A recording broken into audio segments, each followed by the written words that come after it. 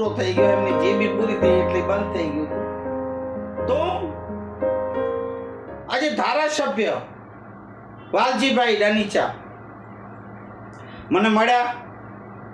મને કે અશોકભાઈ, આજ જે તમે લડી રહ્યા છો ડૉક્ટર વૈદ્યને જે પ્રમાણપત્ર અપાવવા, ન્યાય અપાવવા માટે, એ રજૂઆત મેં 1985માં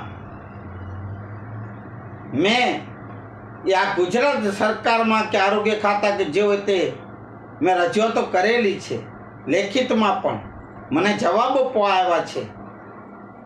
પણ આજ સુધી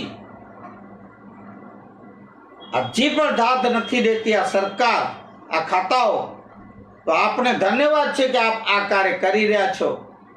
ઉલ્લેખ કરજો આપ જ્યારે વિડીયો રાખો ત્યારે. ધન્યવાદ આપણા એ વડીલશ્રીને, એ મને મળ્યા.